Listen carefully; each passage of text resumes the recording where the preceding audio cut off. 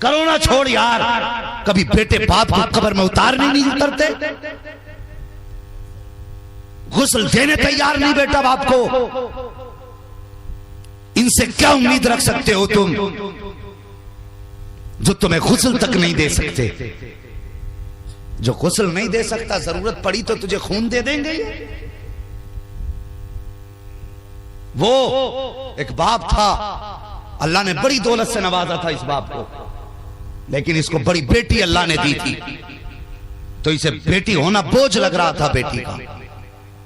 جلدی جلدی بیٹی کی شادی کر کے اس کا قصہ ہی ختم کر دیا گھر سے. 10 سال گزر گئے, کبھی بیٹی کے سسرال نہیں گیا.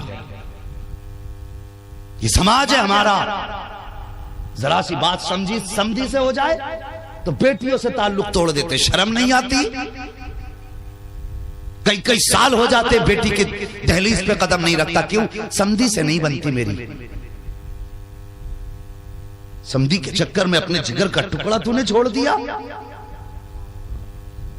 کون سا جملہ بولوں ایسے لوگوں کے لیے جو اپنی مونچھ کی خاطر اپنی بیٹیوں سے رشتہ توڑ دیتے ہیں؟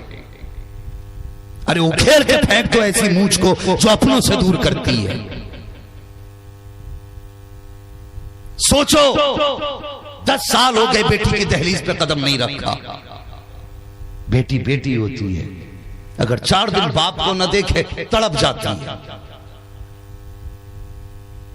4 دن باپ نظر نہ آئے چھپ چھپ کے رونے لگتی ہے. ایک دن کے لیے سسرال والے پابندی لگا دے کہ میکے نہیں جائے گی, اسی وقت سے رونا شروع کر دیتے. اور بیوی ایک دن کہہ دے اپنے ابا کے ساتھ نہیں کھاؤ گے روٹی, 3 بار کہہ بے تو نے صحیح کہی. قبول 3 بار کہی تھی, الگ ہونے کو 6 بار کہہ کے رکھتا. یہ اتنا بڑا فرما بردار ہے بیوی کا. بیوی کے بھی حق ہے, میں انکار نہیں کرتا, اس کا بھی حق ادا کر, لیکن باپ کو ستا کے کوئی حق ادا نہیں ہوتا. سن رہے ہیں نا میری بات؟ ارے بولو. ہاں بس سنیے اور دل کے اندر رکھیے میری بات کو. تو یہ ہمارے بیٹوں کے معاملات ہوتے ہیں. اب دیکھو تو صحیح, 10 سال ہو گئے بیٹی کے گھر نہیں گیا.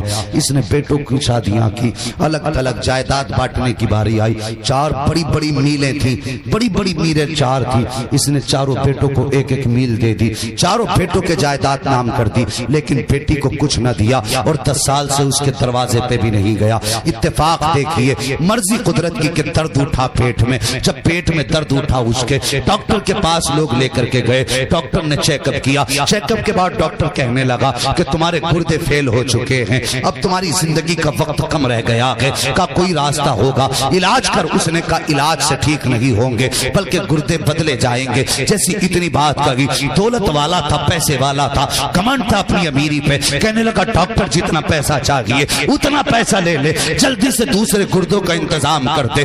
گردوں کا بھی اپنا ایک قانون ہے, ہر کسی کا گردہ نہیں پڑا کرتا ہے. جب کوئی اپنا گردہ دیتا ہے تبھی گردہ کام کیا کرتا ہے. یہ گردے کا اپنا اصول ہوتا ہے. ڈاکٹر نے کہا تھا کہ کوئی بھی گردہ دے گا تجھے شفا نہیں ملے گی, تجھے فائدہ تبھی ہوگا جب تیرا کوئی اپنا گردہ دے گا. جب اس نے اپنے کی بات سنی, بڑا گھمنڈ تھا 4 بیٹوں پہ. اسے لگ رہا تھا میں نے ان کے 4 بیٹوں کے میلے نام کی ہیں, پوری زندگی بیٹوں کے نام کر دی. اس نے بیٹوں کو بلایا اور بلا کے کہا تھا بیٹے مجھے ایک گردے کی ضرورت ہے, میں کچھ دن دنیا میں جینا چاہتا ہوں, میرے بیٹے مجھے ایک گردہ دے دو. جب اتنی بات بیٹے نے سنی ہے, کہنے لگا تمہاری زندگی تو کٹ گئی, ہم اپنا گردہ دے کر کے اپنی زندگی کیوں برباد کریں. یہ کہہ کے بیٹے نے گردہ دینے سے انکار کر دیا. دوسرے بیٹے کو بلایا, اس نے بھی انکار کر دیا. تیسرے بیٹے کو بلایا, اس نے بھی انکار کر دیا. چاروں بیٹوں نے گردہ دینے سے انکار کیا. جب 4 بیٹے گردہ دینے سے انکار کر چکے صاحب, پھر کیا ہوا تھا, اس نے کہا ڈاکٹر سے, ڈاکٹر اب مجھے جلدی سے اندر لے چل, میرا علاج کر, اگر زندگی ہوگی تو بچ جاؤں گا, نہیں ہوگی تو مر جاؤں گا. اب تو کوئی گردہ دینے والا بھی نہیں ہے. یہ کہہ کے چلا گیا اور بیٹوں سے الگ اس نے چہرہ موڑا. جیسی اندر گیا ہے, ساری رشتہ داری میں خبر ہو گئی ہے کہ فلاں سیٹ جو ہے اب زندگی کے آخری لمحات میں ہیں, اب ختم ہونے والے ہیں. بیٹوں نے گردہ دینے سے انکار کر دیا ہے. ڈاکٹروں کا کہنا ہے اگر گردہ نہیں ملے گا تو یہ مر جائے گا. کہ اب گردہ دینے والا بھی کوئی نہیں ہے, لگتا کہ موت کا وقت قریب قریب آ گیا ہے. جیسی اتنی بات رشتہ داری میں پہنچی ہے, بات ہوتے ہوتے یہی بات بیٹی کے سسرال تک پہنچ گئی. جب بیٹی کے کان میں یہ بات پہنچی ہے کہ باپ بیمار ہے,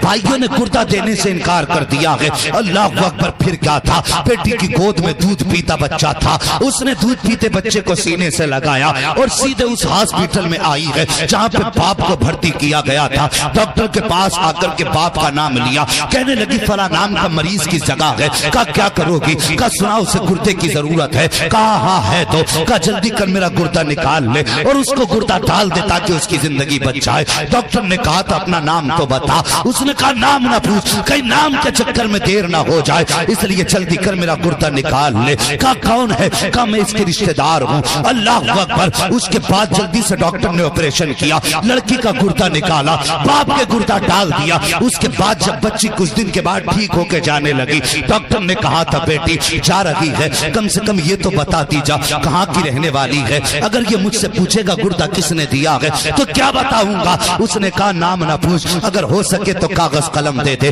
ڈاکٹر نے کاغذ قلم دیا ہے, بچی نے خط لکھا ہے. لکھنے کے بعد طے کیا, بند کرنے کے بعد ڈاکٹر سے کہا ڈاکٹر اسے اپنے پاس سنبھال کر رکھ, اسے کھول کے مت پڑھ لینا. اور کہا سن, اگر وہ مریض جو اندر پڑا ہے وہ باہر نکل کے آئے اور میرے بارے میں اگر پوچھے تب یہ خط دینا ہے, اس کے پوچھے بغیر خط مت دے دینا. یہ کہہ کے اس نے خط دیا کہ اس کے پوچھے بغیر خط مت دینا. یہ کہہ کے بیٹی چلی گئی. اللہ اکبر. کچھ دن کے بعد جب یہ امیر یہ دولت والا شفا یاب ہوا ہے, جب اس کے رشتہ دار آئے ہیں کہنے لگے گھر چلو. اس نے کہا نہیں گھر بعد میں جاؤں گا, پہلے مجھے ڈاکٹر کے اس کمرے میں لے کے چلو. کہا کس لیے؟ کہا مجھے اس کا شکریہ ادا کرنا ہے. کہا کس بات کا شکریہ؟ کہا میرے بیٹوں نے تو گردہ دینے سے انکار کر دیا تھا, یہ ڈاکٹر ہی کی مہربانی ہے آج جو میں زندہ ہوں. یہ کہہ کے ڈاکٹر کے کیبن میں آیا ہے. آنے کے بعد کہا تھا ڈاکٹر تیرا بڑا احسان ہے, تو نے میری زندگی بچا لی ہے. ڈاکٹر نے کہا او یار شکریہ میرا ادا نہ کر, اگر ادا کرنا ہے تو اس بچی کا شکریہ